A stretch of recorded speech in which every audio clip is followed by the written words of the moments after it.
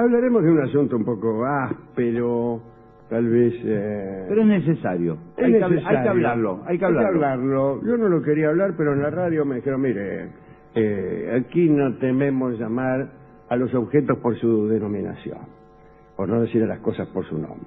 Mire que... La lectura, cómo se leía en las universidades medievales.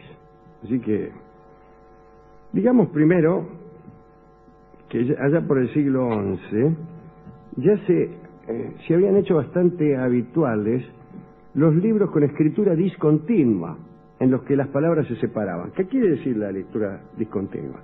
En la antigüedad se escribía todo seguido.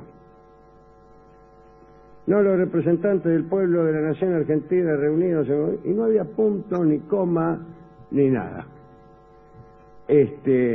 En el siglo XI empiezan con algún signo de puntuación o alguna guía para saber cómo estaba separado el texto. Y esta separación de las palabras escritas reducía la necesidad de leer en voz alta, que es lo que se hacía en la antigüedad clásica. Al no haber puntos, había un tipo que leía, un piola, que era el que acomodaba un poco y calculaba dónde terminaba cada frase, y hacía él mismo no solo signos de puntuación, sino también visajes, ademanes, gestos, guiños, amenazas, qué sé yo, no importa. Cambio de tono, ¿no? Sí, Exclamación. exactamente. Al no haber paréntesis, por ejemplo, el tipo cambiaba de tono. La señora de Aguilar, aquella que andaba con el verdulero, el paréntesis, ¿no? El paréntesis se dice así. Y ahora lo decimos, el paréntesis. Yo que diga, Entre paréntesis. La expresión entre paréntesis, usada por un griego del siglo de oro, es un anacronismo inaceptable. Claro. Por ejemplo, usted escribe una novela que transcurre en el siglo de oro griego y dice, entre paréntesis, dijo Pericles, los persas, que entre paréntesis ya me tienen podrido, no conseguirán, qué sé yo. Claro, los persas no tenían, pero igual los tenían podrido a Pericles también. Bueno, y que no había paréntesis. Claro. ¿Cómo va a decir entre paréntesis? Bien, entre paréntesis es un lindo nombre para una obra de teatro que se me acaba de ocurrir en este momento. A ver, ¿cómo sería? Claro, y que tiene una trama cualquiera, pero hay acciones entre paréntesis. ¿Y cómo es? Por ejemplo, entra el protagonista. Entra la señora de Aguilar. Señora de Aguilar, ¿cómo le va? ¿Qué dice? Aquí estoy, dice la señora de Aguilar, y se queda quieta, y hay una escena entre paréntesis, donde dice, justamente, otra vez aparece la señora de Aguilar en un lugar que son unos paréntesis que están medio al costado del escenario, la señora de Aguilar transando con el sifonero. Termina el paréntesis y sigue. Está bien. Está buena, así. Me gusta. Están comiendo, muy bien. comiendo. Sí, dice, qué buen café. Sí, es un café que traje de Australia, entre paréntesis. En Australia la tipa está de novia con un negro. Pero le digo que los paréntesis son más importantes que el texto. Al final viene a saberse que los paréntesis son el verdadero avance de la acción, como suele ocurrir en algunas prosas. Sí, hay textos así también que los paréntesis. Sí, que el paréntesis es más importante. O la nota al pie. La nota, tantas La llamadas. nota al pie también es una buena obra de teatro. Y el tipo... son buenas ideas. El tipo de las notas al pie se pone al pie del escenario. ¿Sentado? Y hace notas al pie. Empieza la acción. ¿Qué tal, señora de Aguilar? ¿De dónde viene? Vengo de La Paz. Abajo el tipo dice, capital de Bolivia. Pero es larguísima esa obra, no termina más. Pero las notas al pie vienen en momentos tremendos. Te voy a matar, vas a terminar, y siento una gran indignación. Una indignación verdaderamente patológica que me produce un dolor acá en el paquete básculo nervioso. Que no queda acá, pero no importa. Dice, abajo, paquete básculo nervioso. Y explica lo que es. Está bien. Extraordinario eso. Y el tipo que hace notas ahora, aquí un actorazo. ¡Cállate, Barba Azul! Barba Azul. Personaje que acostumbraba a matar a sus mujeres. Estaba pensando si podemos incorporar, porque ya la trama se puso linda. Paréntesis, por un lado, notas al Estábamos tiempo. hablando notas al pie. de lectura medieval en las universidades, Ah. ¿no? No, digo, no, para recordar por la hora, ¿no? Ah, bueno, sí, ya es tardísimo. El caso es que allá por el siglo XI empezaron a aparecer por primera vez los signos de puntuación que antes no se usaba.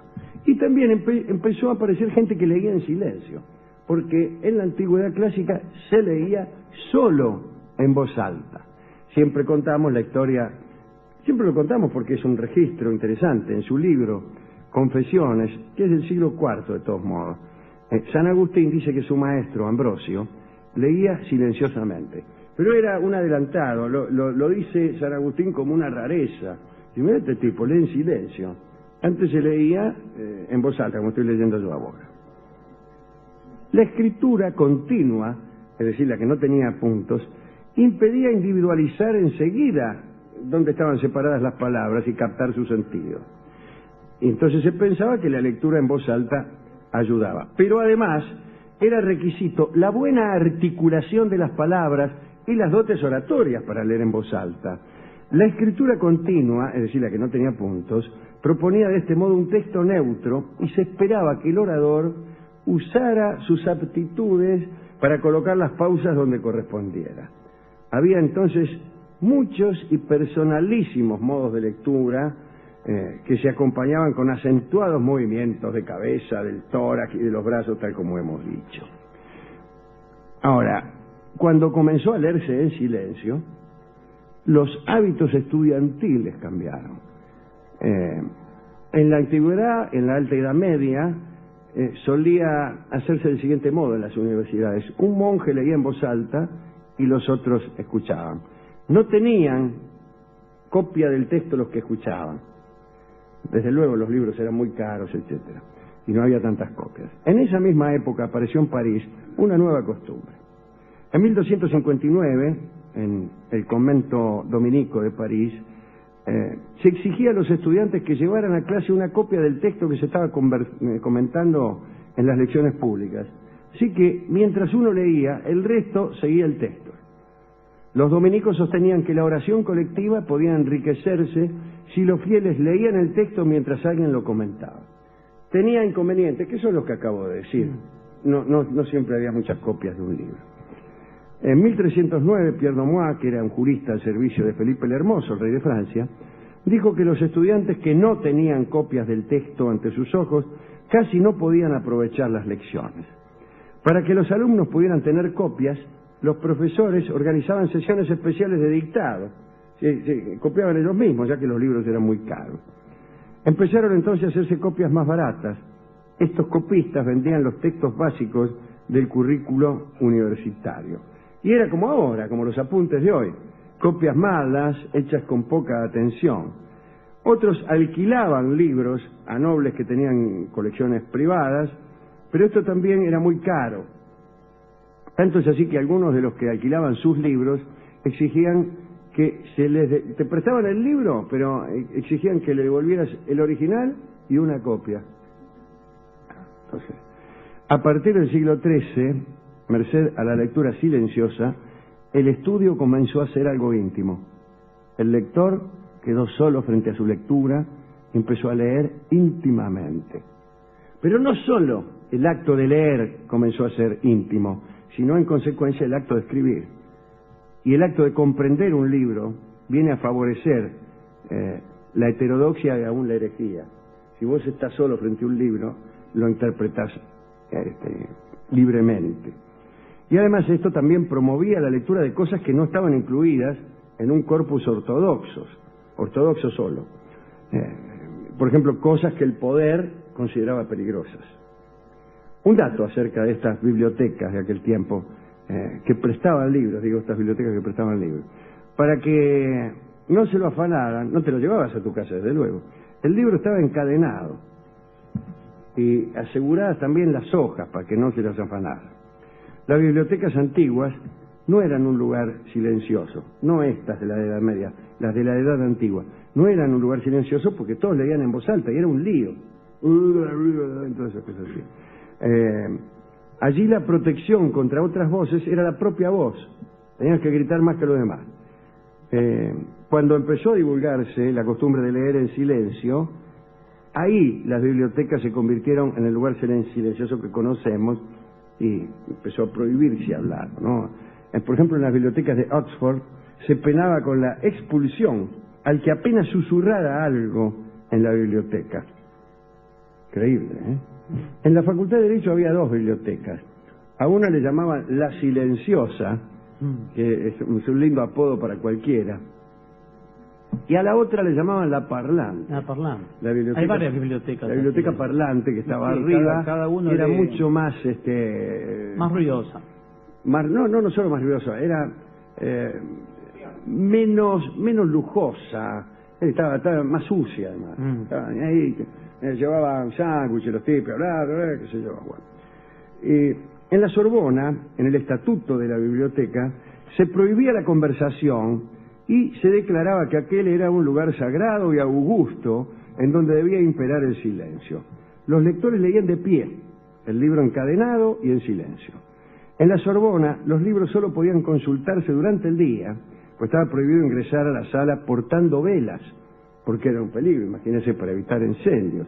En Heidelberg no se permitía usar la biblioteca sin antes haber hecho un juramento ante el rector. Le juro que en mi casa no hay pan duro.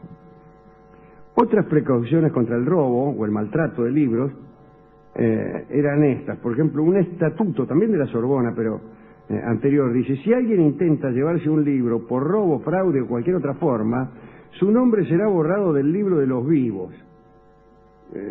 No sé bien qué quiere decir esto, que te liquidaban.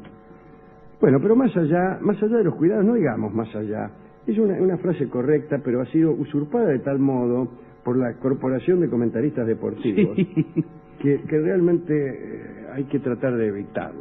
Usted me pidió que le pegara cada vez que la mencionaba. Sí, así que pégame, estoy leyendo de todos modos, ¿no? Pero amén de los cuidados y la llamada al silencio de la biblioteca, la transición a la lectura silenciosa tuvo algunas consecuencias todavía más violentas. Cuando se dio esta forma de lectura y cuando los estudiantes se conectaron con algunos escritores, muchos se asustaron, entre ellos desde luego la Iglesia, que perdía posibilidades de control. Y se empezó entonces a relacionar la herejía con la curiosidad intelectual, que se había puesto secreta y libre. Pensaban que un estudiante leyendo en silencio podía escuchar las opiniones de su profesor y compararlas visualmente con quienes las rechazaban. Algunos sostienen que el nacimiento de algunas herejías medievales está emparentado con esta forma de lectura y un nuevo tipo de intimidad relacionada con la escritura y la lectura. Porque también quiero decirle, en la época de la Antigüedad Clásica, también se escribía en voz alta. No solo leías en voz alta, escribías en voz alta. En general se dictaba un copista, pero el tipo que escribía también hablaba. Qué cosa, ¿eh? Estaba tan pegada la escritura a la oralidad que aún el que escribía hablaba. Bien, a partir de esta lectura más íntima, los libros podían leerse secretamente, pero al mismo tiempo empezó una vigilancia acerca de los contenidos de los libros, vigilancia que antes no existía, claro, porque te vigilaban cuando lo leías. Así en 1346 se decretó que todo libro no aprobado por la Sorbona debía ser quemado. Chao. En 1473, Luis XI de Francia ordenó que cada hombre de su reino que leyera lo hiciera en voz alta, pero el decreto ya no se cumplió porque la nueva costumbre se había impuesto.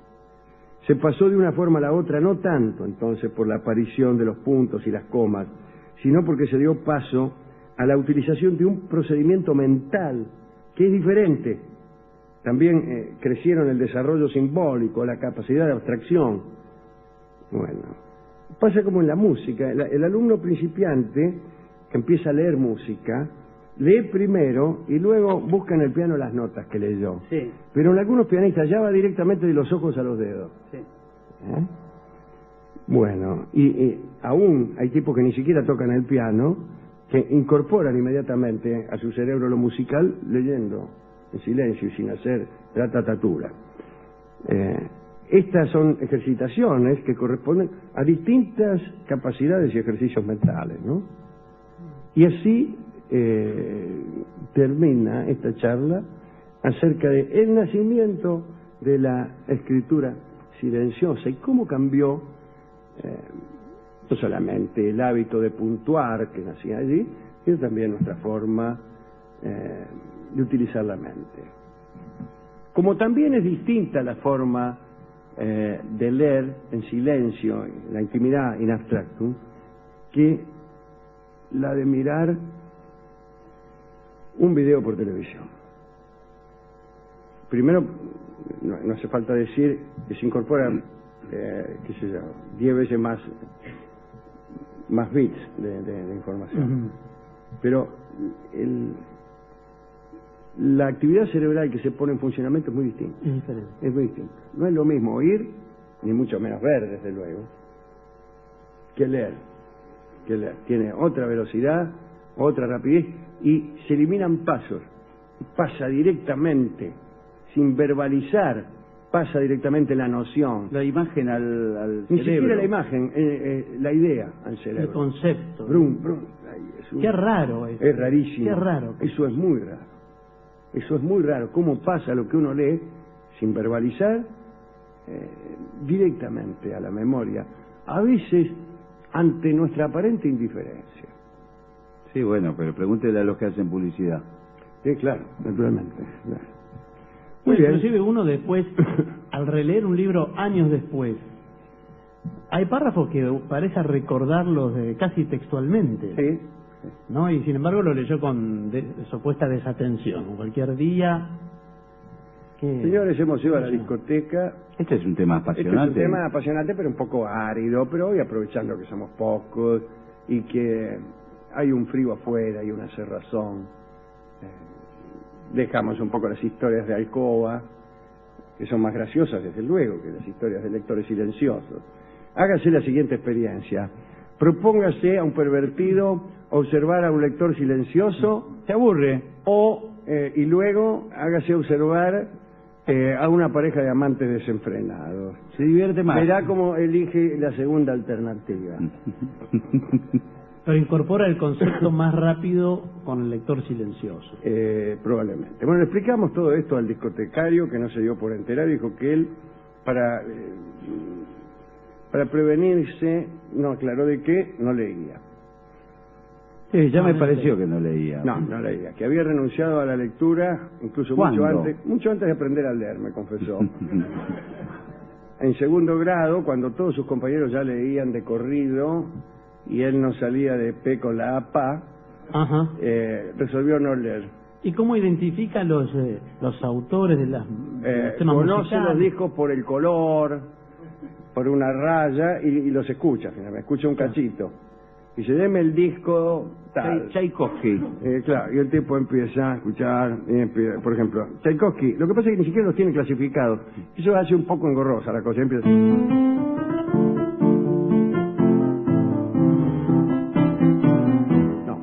Ese no. Ese no es. Dale con el otro. A ver, el otro.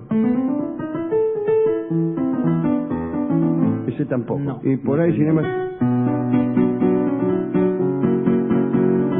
Ese Ese. te lo da. Ah, bueno, tiene oído. Y es mucho más el trabajo, hubiera sido más fácil aprender a leer. Sí. Pero hay gente que conquista el Asia por no bajarse del caballo.